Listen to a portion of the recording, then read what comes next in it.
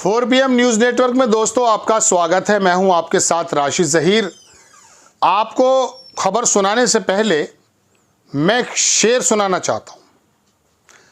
शेर कहा किसी शायर ने कि समंदर कर रहा था मेरी कश्ती का तवाफ, समंदर कर रहा था मेरी कश्ती का तवाफ, लोग समझ रहे थे मेरी कश्ती भंवर में है।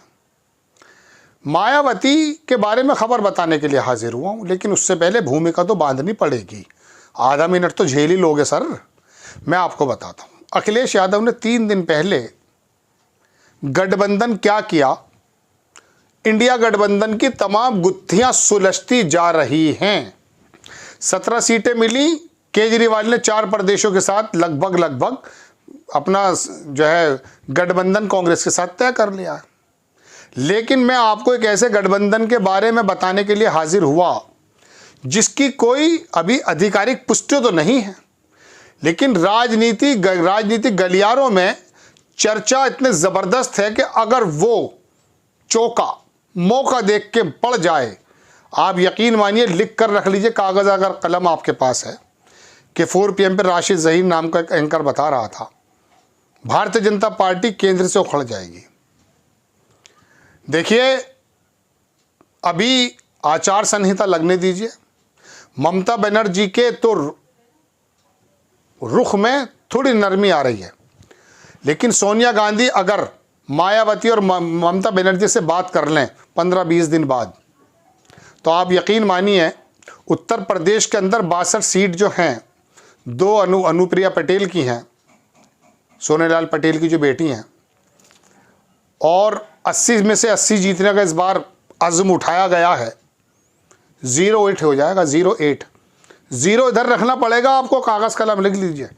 अगर मायावती 20 दिन के बाद भारतीय जनता पार्टी के सहायक की भूमिका अदा ना करते हुए काशीराम की विरासत को बचाने के लिए संकल्पित हो गई और इंडिया गठबंधन के साथ आ गई, तो 21% दलित, 20% मुस्लिम, 7-8% यादव और 8-10% जो है ब्राह्मण समाज, 55% हो जाता है जनाब। और OBC के अंदर भी जो लोग हैं, जो इंसाफ पसंद व्यक्ति हैं, वो एक ऐसा गठबंधन बना देंगे। मैं सिर्फ उत्तर प्रदेश की बात कर रहा हूँ। ये झटका मोदी जी को प्रधानमंत्री के पद से हटा सकता है। तीसरे बार जो आने की बात की जा रही ना, मायावती के हाथ में।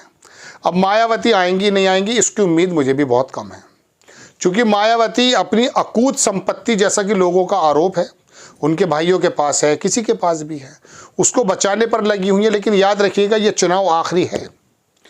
बहुजन समाज पार्टी के जो कार्यकर्ता और नेता मेरी बात सुन रहे हैं, या मायावती जी अगर हमारी बात सुन रही हैं, तो आपको हम बता दें, हम तो तालिबे इल्म है राजनीति के, आप तो पुरोधा हो। मैं आपको बता दूं कि मायावती देश के अंदर सबसे ज़्यादा सर्वमान्य नेता हैं दलितों की आज भी। खड़गे साहब कांग्रेस के अध्यक्ष ज़रूर हैं, लेकिन बाबा भीमराव अंबेडकर, काशीराम जी के बाद मायावती का नाम सबसे ज़्यादा इज्जत से पुकारा जाता है पूरे भारत में। कितना भी बड़ा गबन मायावती के भाइयों ने अगर किया है, जैसा कि चर्चाएं होती है, मैं अपनी तरफ से नहीं कह रहा हूँ, मोदी जी या अमित शाह जी की इतनी हिम्मत नहीं हो सकती कि मायावती को जेल में डाल दें। ये हेमंत सोरेन नहीं है, ये केजरीवाल नहीं है, ये अखिलेश यादव, तेजस्वी यादव नहीं है, ये मायावती हैं, जिनको अपनी ताकत का शायद एहसास है या नहीं है। किसी भी सूरत में देश की दलितों की सबसे बड़ी नेता मायावती के खिलाफ वो कुछ नहीं कर सकते। मायावती अगर आचार संहिता लागू होने के बाद गठबंधन के साथ अगर आ जाती हैं, कुछ भी जिक्र करने की ज़रूरत नहीं है। फिर या तो EVM या सेना या कोई और तरीका हो सकता है सत्ता को हथियाने का। लोकतंत्र से अगर चुनाव होंगे तो यकीन मानिएगा उत्तर प्रदेश जो रास्ता बनाता है प्रधानमंत्री की सीट तक, कुर्सी तक, वो रास्ता ख़त्म करके रख देगा, उखाड़ेगा नहीं, रास्ता ही ख़त्म हो जाएगा।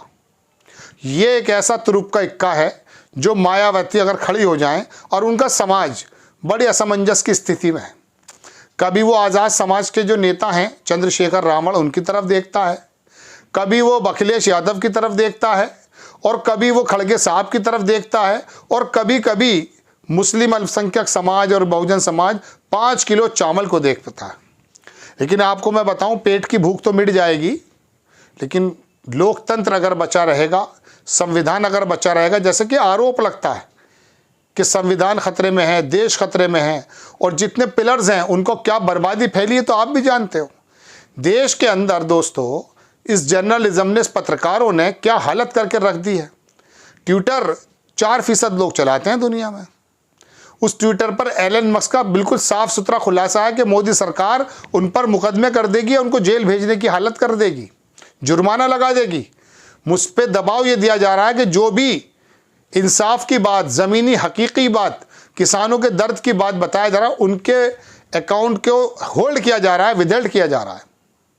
तो ऐसे समय में जब ट्विटर पर जो कम लोग हैं, वहाँ आम जन थोड़ी ना है, उनको भी ज़बानें बंद की जा रही, कहीं वो रास्ता ना दिखा दें हम जैसे भूखों को, हम जैसे कमज़ोरों को, आप जैसे कमज़ोरों को।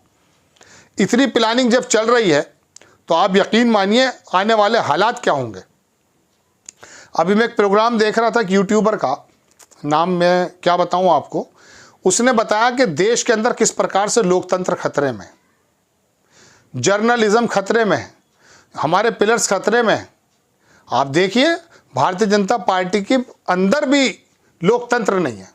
शिवराज चौहान हो, मुरली मनोहर जोशी हो, लाल कृष्ण आडवाणी हो, वसुंधरा राजे हो, बड़े बड़े नितिन गडकरी, सब नेताओं को साइड लगा दिया जाता। 2 नेता ऐसे आए साहब, अपने नेता नहीं बोल पा रहे, राजनाथ की इंसल्ट की जा रही है, ऐसा कहा जा रहा है। जेपी नड्डा जो राष्ट्रीय अध्यक्ष हैं उनको हाथ पकड़ के इधर कर दिया जाता है। 2 नेताओं ने पार्टी के अंदर, ये भी तो पार्टी के भारत के लोग हैं। अटल बिहारी वाजपेयी की भारतीय जनता पार्टी है, जो देश जिनको प्यार करता था। आज उस भारतीय जनता पार्टी में, इस पार्टी में फर्क क्या हो गया? 2 लोगों का वर्चस्व।